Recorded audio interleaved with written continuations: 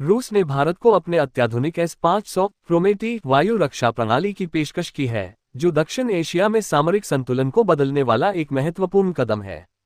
ये प्रस्ताव भारत रूस रक्षा साझेदारी को और मजबूत करता है और क्षेत्र में बढ़ती सुरक्षा चुनौतियों का जवाब है।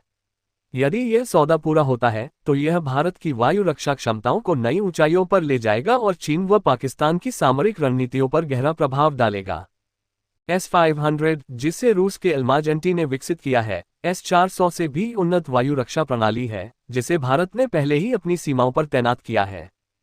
इसकी बैलिस्टिक लक्ष्यों के लिए 2000 किलोमीटर की डिटेक्शन रेंज और हवाई खतरों के लिए 600 किलोमीटर की इंटरसेप्शन रेंज इसे अत्यंत प्रभावी बनाती है।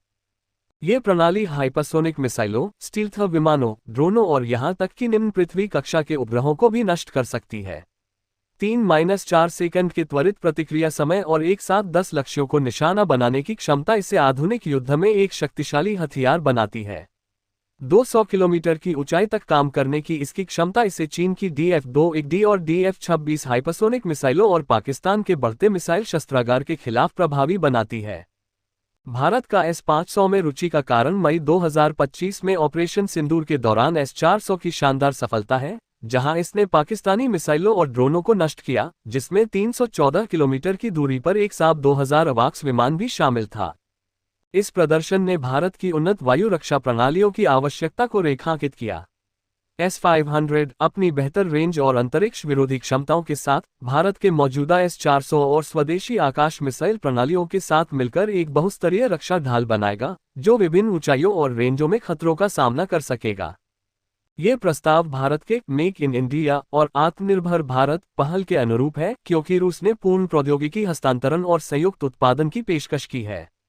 इससे Bharat Bengaluru electronics limited, BEL और भारत डायनामिक्स लिमिटेड (BDL) जैसे कंपनियों के माध्यम से रडार और इंटरसेप्टर जैसे महत्वपूर्ण घटकों का घरेलू निर्माण कर सकेगा।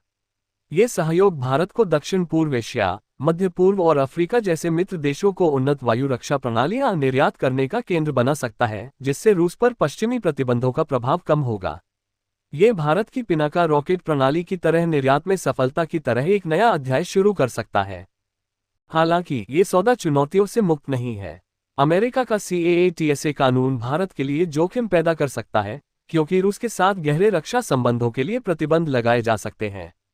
S-400 खरीद के लिए भारत को छूट मिली थी, लेकिन S-500 के लिए ऐसी छूट अनिश्चित है। इसके अलावा इस उन्नत प्रणाली के सह उत्पादन की लागत और प्रौद्योगिकी हस्तांतरण की सीमा पर बातचीत अभी बाकी है। चीन और पाकिस्तान के लिए भारत का S-500 हासिल करना चिंता का विषय है।